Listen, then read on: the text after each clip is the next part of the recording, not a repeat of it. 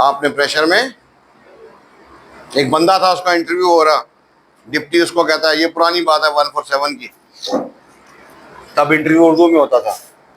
उसको कहता है कि यार तुम्हारा बाप हराम कमाता है। डिप्टी कह रहा, वो लड़का आगे से गुस्सा कर गया, करना चाहिए। उन्होंने कहा सर होल्ड ऑन, थोड़ा जरा सोच के बात किया करें। आप आगे थे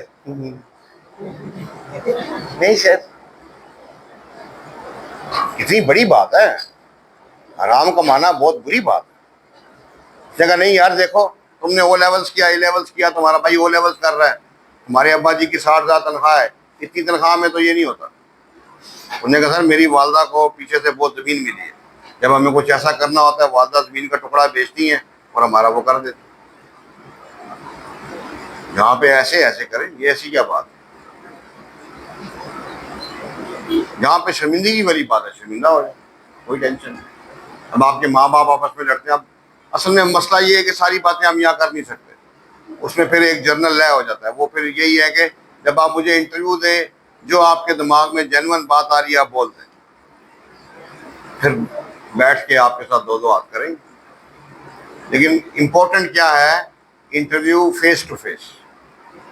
और जो मैंने बातें बताई हैं, चीज़ें बताई हैं, वो सारी मेरे टेबल पे पड़ी होंगी, उनको पहले मैं देखूंगा। इवन के लड़के मैंने ऐसे देखे, मेरे सामने बैठे हुए हैं, मैं उसको देख रहा हूँ, कई दफ़ा मुझे आधा घंटा लग जाता, क्योंकि मैंने भी अपने आप को समझाना है कि ये बंदा कौन है।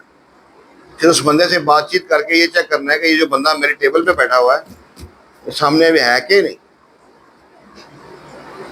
वहीं पे वो परेशान हो जाते हैं। तो इसलिए when you take time for the interview, उसको थोड़ा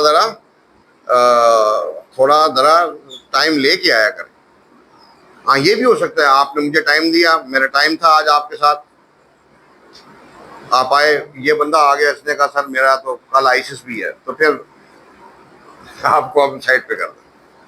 क्योंकि मेरे लिए सबसे मोहतर बंदा कौन है, जिसकी कॉल, आप बिलीव नहीं करेंगे, जिसकी कॉल आ जाती है ना, बाकी आप सामने मेरे सामने मिट जाते हैं। मेरा साहब जैसे आप परसों आपने देखा बैठा हुआ था, मैंने कहा भाई आज लेक्चर क्या होगा, जो कॉल वाले कहेंगे वही होगा, फिर जिसने जो बात पूछी।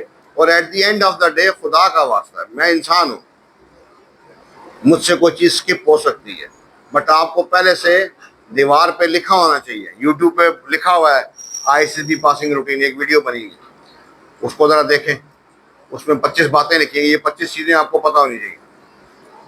और वो 25 चीज़ें आपको 2 हफ्ते 20 दिन में पता चल जाए, 20 दिन गुजर जाए, कुछ रह गया, आपका काम है सर। कतरीना कैफ के बारे में डिस्कस ही नहीं किया, करेंगे, ठीक है कि नहीं? Okay gentleman, thank you very much.